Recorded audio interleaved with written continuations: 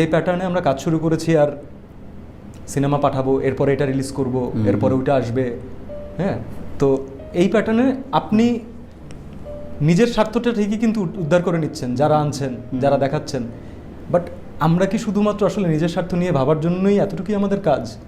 Then why are you telling this as an industry? আপনি বলেন না যে আমি টাকা কামাই করতে আসছি, বুক ফুলে বলে। যেহেতু আমি যে কাজ করি, হ্যাঁ, আমার যেমন Siam is my very good friend, এটা ইটস বন্ডিং।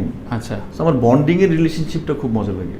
যেহেতু ক্যাওটিক জিনিস পছন্দ করি না, ক্যাওয়াস পছন্দ করি না, মানে হাঙ্গামা পছন্দ। এটা যারা মজা নিচ্ছে বা যাদের খুবই গুরুত্বপূর্ণ রোল প্লে করা উচিত ছিল আমার জন্য, ওরা কিন্তু ঠিক কাজটা করছে না। হোমগ্রাউন্ড আমি এখন যে মুক্তবাজার অর্থনীতির কথা বারবার আমরা বলি না, হ্যাঁ, আমি আসলে এখন মানে এটা বলে নিজেকে এখন ছোট লাগে। তারপরে আমরা নিজেই লিখেছি যে না দেশ, কমেন্টের মধ্যে লিখে ফেলবে হঠাৎ করে, ধরেন যে না দেশ, তার আবার হিরো, তার আবার সিনেমা। ছোট্ট একটা সিনেমা ছিল আমাদের ফার্মগেটের আনন্দ সিনেমা হলে। আচ্ছা, বুবলি আমার সাথে ছিল। আমি বুবলিকে বলছিলাম যে আমরা সিনেমা করছি, বাট এই জায়গায় বসে এভাবে বসে সিনেমা আমি তো দেখবো না কোনোদিন এসে।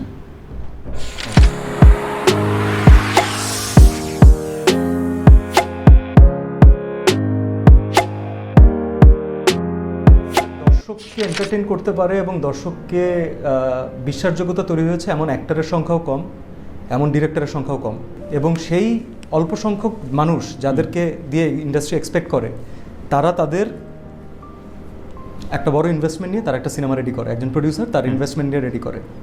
যে প্রডিউসার সিনেমা বানাতে এসেছে, আর কোনো সেকেন্ডারি থট তার মাথায় নেই, সে যখন একটা 2 কোটি টাকা, 3 কোটি টাকা, 4 কোটি টাকার একটা রিস্ক নেয়, সে কিন্তু প্রথম চিন্তা করে যে আমি কোথায় সবচেয়ে কম রিস্ক ফ্রি খেলতে পারবো।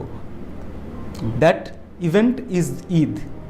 কারণ হচ্ছে ঈদের সময় মানুষের মাঝখানে বাইং ক্যাপাসিটিটা বাড়ে। আমি ব্যবসায়ের ভাষা বলছি। টাকা বেশি খরচ করার মতো সময় থাকে এবং মানুষজন ফ্রি থাকে, সোজা কথা।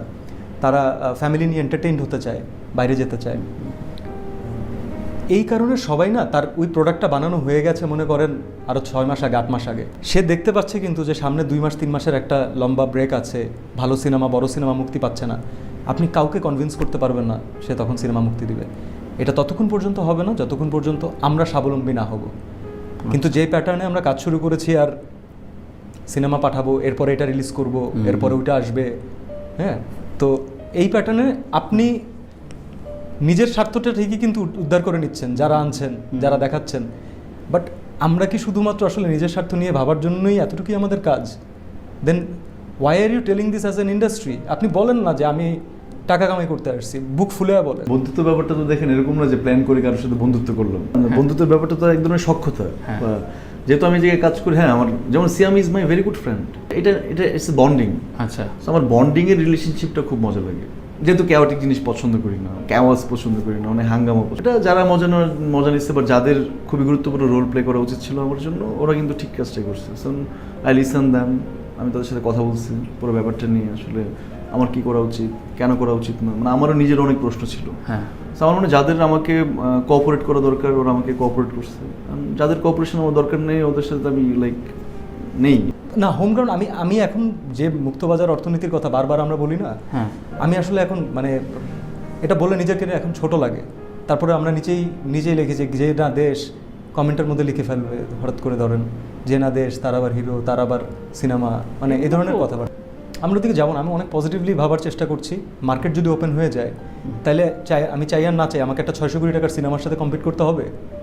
আমার কম্পিট করার মানে আপনি তো ইভেন গ্রাউন্ড দিতে পারছেন না আমাদেরকে। না, কম্পিট করার তো ইভেন গ্রাউন্ড নেই প্র্যাকটিক্যালি। আমাদের জোরে হচ্ছে কন্টেন্ট, এবং বাংলাদেশের মানুষ এখন পর্যন্ত বাংলাদেশের গল্প দেখতে স্বাচ্ছন্দ্য বোধ করে, যেটার প্রমাণ আমরা পেয়েছি যে অনেক হলিউডের সিনেমা পাশের স্ক্রিনে চললে বাংলা সিনেমাটা কিন্তু ভালো যায়। রাইট, প্রবলেম কিন্তু ওখানে হয় না। তার মানে দর্শক বাংলা সিনেমা দেখতে চাচ্ছেন, আগের থেকে তো অ্যাটলিস্ট বেড়েছে। আমার লজিকটা হচ্ছে যে আপনারা প্লিজ একটু কোঅর্ডিনেশনটা মেনটেন করেন, একটু শিডিউলটা দেখেন না। দর্শক যখন ভুল বুঝেন, আমরা কিন্তু তাদেরকে বুঝাতে পারি না যে আমাদের কেন সরে আসতে হচ্ছে। ঠিক আছে, সব একসাথে পেরে যাবো এটাও তো সম্ভব না আসলে। আমিও তো শিখছি, আমার এখনও লার্নিং ফেজ। বাট আমি আপনাকে বললাম না যে আমি আসলে সবার জন্য কাজ করতে চাই। হ্যাঁ, এমন না যে মানে কোনো স্পেসিফিক এরিয়ার জন্য কাজ করছি।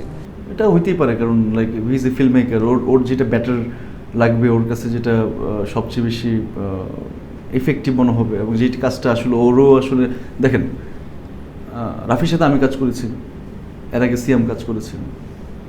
ওই সিয়ামের সিনেমাটা ভালো ছিল, কিন্তু পুরামন মানে এক ধরনের, আমি সিনেমা হলে গিয়ে দেখেছি সিনেমা, পরন সিনেমাটা ভালো গেল। Then Raffi is working with Shakib ভাই, সো ইটস এ চেইন। তখন ক্যারিয়ারের সিঁড়ি কখনোই শুধু আমি রাফিকে দিয়ে কাউন্ট করতে চাই না, কারণ আমার ক্যারিয়ারের সিঁড়িটা পুরোটাই হচ্ছে আসলে অল আর ডিরেক্টর। যে রাফি মনে হয় কম বাজেটের সিনেমার জন্য ওয়েট করতেছে। যে ক্যারেক্টারগুলো প্লে করাচ্ছে রায়হান রাফি, সেখানে অবশ্যই একজন ডিরেক্টর যদি মনে করেন যে সেখানে আমি প্রপার কাস্টিং না, তো সেখানে আমি কেন জোর করে আসবো? আমি কখনো ওকে কাজ নিয়ে বলি না, আমি ওকে বলি যে হোয়াট ইজ ইয়োর প্ল্যান, আমি এটা প্ল্যান করছি, তুমি কি ওই সময় তুমি কোনো কিছু প্ল্যান করছো নাকি, যেন জিনিসটা ক্ল্যাশ না করে। যে একজন অনেক বড় শাহরুখ খান ফ্যান, তো আমার খুব ভালো লাগছে যে জওয়ান শাহরুখ খানের লাইফের সবচেয়ে বেস্ট ফর্মুলা হিসাব করলে বেস্ট কমার্শিয়াল ফিল্ম হয়েছে, right? And people are going nuts, না? তারা দেখে কত এনজয় করছে। একটা জিনিস আফসোস লাগে যে মানে আমরা আসলে অডিয়েন্সকে এই ধরনের উচ্ছ্বাস দিতে পারি না কেন, মানে চেষ্টা তো কমতি থাকে না, বাট আসলে হয় না। হয়তো ইনশাল্লাহ একদিন হবে। তবে আমাদের না পলিসি মেকিংয়ে অনেক ঝামেলা আছে, এগুলো নিয়ে কথা বলতে চাই না। এগুলো নিয়ে কথা বললে মানুষজন ভুল ইন্টারপ্রেট করে। না, কারণ শহরের বাইরে আমার যে এক্সপিরিয়েন্স সিনেমা নিয়ে যতবার যাওয়া, সেটা আমি যদি আইসক্রিম থেকে বলি, আইসক্রিমের পরে আমি পড়ার নিয়েও অনেক জায়গায় ঘোরাঘুরি করছি, আমি মিম, রাফি, ইয়াশ। সো আমার বাইরের যে অবস্থা দেখলাম, আমাদের শহর ছাড়া বাইরের যে সিনেমা হলগুলো, ওই সিনেমা হলে আসলে নিজে বসে সিনেমা দেখার মতো আসলে মানে জায়গা নেই। মানে আমি যেটা এক্সপিরিয়েন্স করে আসছি, মানে না সেটার কোনো পরিবেশ বান্ধব, না আসলে আপনার ফ্যামিলির মানুষকে নিয়ে সিনেমা দেখতে পরের ব্যাপার না, আপনি একটা সিনেমা দেখানোর জন্য সেটাকে কি উপযোগী করে তোলা, তাই না? তো মানুষ আসলে কেন সিনেমাটা দেখবে? আপনি তাকে ওই কমফোর্টটা দেবেন। সেই এখনও যদি সেই ভাঙা চেয়ার, টেবিল টুবিল, এটা সেটা আমি জানি না, আপনার এলাকাগুলোর মধ্যে যান। ইনফ্যাক্ট রিসেন্টলি আমি শুটিং করলাম দেয়ালের দেশের একটা শুটিংয়ের ছোট্ট একটা সিন ছিল আমাদের ফার্মগেটের আনন্দ সিনেমা হলে। আচ্ছা, বুবলি আমার সাথে ছিল। আমি বুবলিকে বলছিলাম যে আমরা সিনেমা করছি, বাট এই জায়গায় বসে এভাবে বসে সিনেমা আমি তো দেখবো না কোনো দিন এসে। আমি আর বলছিলাম বুবলিকে, তুমি কি আসবে কখনো? বললো না, মানে এটা কি, মানে what is going on? So আমার সিনেমাটা, আমরা যে ধরনের সিনেমা করি, আমার মনে, আমি বিশ্বাস করি যে এখন বাংলাদেশের সিনেমাটা খুব ভালো জায়গায় এটা বিলং করছে, সবাই কাজ করতেছে, অনেক সিনেমা হচ্ছে। রিসেন্টলি তো লাস্ট ঈদে সুরঙ্গ, প্রিয়তম খুব ভালো ব্যবসা করলো।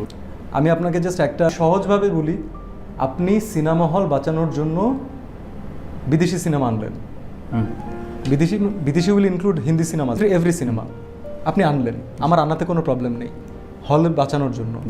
সেটা হলে গেল এবং হলে বেশ ভালো চলছে। হলটা বাঁচানোর পরে এই হলটা বাঁচানোর দরকার কেন? যেন আপনার ইন্ডাস্ট্রি গ্রো করে, তাই তো? ইন্ডাস্ট্রি কী দিয়ে গ্রো করে? ইন্ডাস্ট্রি তো আপনার নিজের ছবি দিয়ে গ্রো করে, বাইরের ছবির উপর ডিপেন্ড করে তো ইন্ডাস্ট্রি গ্রো করে না। সৌদি আরব থেকে শুরু করে অনেক দেশে সিনেমা হল কিন্তু স্ট্যাবলিশ হয়ে গেছে, সেখানে কিন্তু সৌদি আরবের বানানো সিনেমা দেখাচ্ছে না, ওরা বাইরে থেকে সিনেমা আনছে, ওরা কিন্তু বলে না আওয়ার ফিল্ম ইন্ডাস্ট্রি। বাংলাদেশের এটা তো আমাদের, ছোট হোক বড় হোক, আমাদের ফিল্ম ইন্ডাস্ট্রি। আপনি ছবি আনলেন নিজের সিনেমার উন্নতির জন্য, এবং আপনার যে সিনেমাটা দিয়ে বছরের সবচেয়ে বেশি ইনভেস্টেড সিনেমা, যে সিনেমাটা বানাতে আপনার নিজের কলিগরা 3 বছর ধরে কি পরিশ্রম করছে আপনি দেখতে পাচ্ছেন, আপনাদের একটা টাইম লাইন নাই? আপনারা একটা খবর নেবেন না যে কোন সিনেমাটা রিলিজ ডেটটা কবে ডিক্লেয়ার করা হয়েছে? না গেলেও ওগুলোকে রেনোভেট করা খুব ইম্পর্টেন্ট, কারণ রেনোভেট করলে কী হবে, এই যে মানুষের এঙ্গেজমেন্টটা বাড়বে। যখন আসলে ওই জায়গায় নির্দিষ্ট সংখ্যক মানুষ যেত, ওই জায়গায় আসলে তখন আসলে এলাকার মানুষ, ওই জায়গার মানুষগুলোদের এঙ্গেজমেন্ট হবে। তো তার কারণে আসলে রেনোভেট করাটা খুব ইম্পর্টেন্ট, মানে উপযোগী করে তোলা সিনেমা হলটাকে। এটার মানে আসলে আপনি কোন জিনিসটাকে নিয়ে কাউন্টার করবেন, আপনি কোন জিনিসটাকে নিয়ে আসলে ডিবেট করবেন, আপনি কোন জিনিসটা নিয়ে আসলে তর্ক করবেন, মানে পুরো জিনিসটা যদি আপনি না জেনে করেন তাহলে এক ধরনের ইম্প্যাক্ট হয়, আর যদি জেনে করেন তাহলে আরেক ধরনের ইম্প্যাক্ট হয়। তো আমার কাছে মনে হচ্ছে যে জিনিসটা হচ্ছে, এটা কোনোটাই আসলে আমাকে ডিফাইন করে না। হ্যাঁ, এক্স্যাক্টলি। তো যেটা আমি না, যেটা আমাকে ডিফাইন করে না, সেটাকে আসলে আমি কোনো ধরনের অ্যান্সার করবো, সেটা আমি বেরোচ্ছে, মানে এটা তো আমার জন্য প্রবলেমও হচ্ছে, তাই না? মানে আমার এমন না যে আমি একদমই বাবা মা ছাড়া, আমার বাবা মা, চাচা চাচি, মা, অল আর রিলেটিভস, না? তো আসলে যখন এখন ওরাও কিন্তু মাঝে মধ্যে বিলিভ করে, ওরা তো নিজেরাই কনফিউজ যে হোয়াট ইজ গোয়িং অন, তাই না? তো এটা সামটাইমস আমার জন্য খুব বিব্রতকর। আমার কথা হচ্ছে যে কোনো প্রবলেম হলে, ইস্যু হলে, এটা যদি অথেন্টিক হয়, এটা নিয়ে কেউ কথা বললে I don't have any problem with that.